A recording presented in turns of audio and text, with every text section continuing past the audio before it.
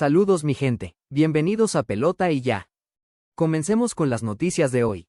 Lo que está viviendo Bryan Abreu no tiene precedentes en la era moderna de las grandes ligas. El dominicano, que venía de ser una muralla en el bullpen de los Astros, acaba de establecer un récord que nadie envidiaría. Los números de la pesadilla, últimas 6 apariciones, efectividad superior a 20.00. 10 o más boletos otorgados. 3 jonrones permitidos en menos de 4 entradas. Desde 1913, ningún lanzador había encadenado tal nivel de inestabilidad bajo estos parámetros. ¿Qué le pasa al relevista que brilló con 1.75 de efectividad en 2023?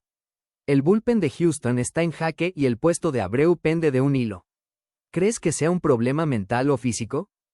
¿Tenían razón los Mets con no darle una extensión a largo plazo a Pete Alonso? El oso polar, ese mismo que pedía un contrato de más de 200 millones por 5 o 7 años, hoy está dejando más dudas que respuestas en Baltimore. Porque seamos claros, bateando para 176 de promedio, con solo un jonrón en 13 juegos y 17 ponches, eso no son números de un pelotero de 200 millones, aunque la temporada esté comenzando. Y esto no es un invento, es la realidad. ¿Hicieron bien los Mets en no comprometerse a largo plazo con Pete Alonso? Durante años se criticó a los Mets por no soltar el cheque. Se decía que estaban menospreciando a su estrella, que estaban dejando ir a su cara ofensiva. Pero hoy, con este arranque frío en Baltimore, nos lleva a hacer esta pregunta. ¿Y si lo que estaban viendo era exactamente esto? ¿Un bateador de rachas incapaz de sostener consistencia élite? ¿Un contrato de 200 millones que podía convertirse en un ancla? Porque en la división este, esto no es juego. Aquí se produce o te pasan por encima. Y ahora mismo, el oso polar está en modo hibernación. Baltimore apostó fuerte, pero la pregunta sigue creciendo. ¿Compraron un slugger de élite o un problema a largo plazo? Los Azulejos de Toronto tendrán que absorber la baja temporal de otro jugador clave, luego de que George Springer fuera colocado el domingo en la lista de lesionados de 10 días por una fractura en el dedo gordo del pie izquierdo. El jardinero dominicano Eloy Jiménez fue subido para ocupar su puesto en el roster. La lesión obligó a Springer a salir anticipadamente de la derrota de Toronto ante los Mellizos el sábado. Springer se dio un foul en el pie izquierdo en el tercer inning y de inmediato mostró dolor. Terminó ese turno al bate, pero fue sustituido por Myles Straw como bateador emergente en su siguiente aparición. Springer se sometió a una tomografía computarizada después del juego. Jiménez, de 29 años, tiene un promedio de bateo de 269 y un OPS de 780 en 534 juegos de MLB con los Medias Blancas y los Orioles.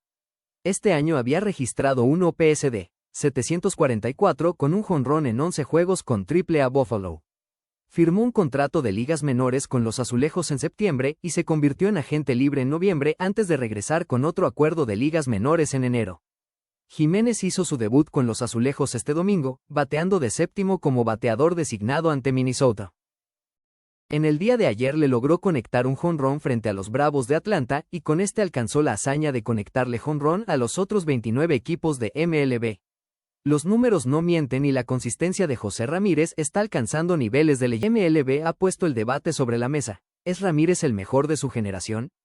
Su capacidad para combinar potencia y velocidad siendo un bateador ambidiestro lo coloca en una categoría única.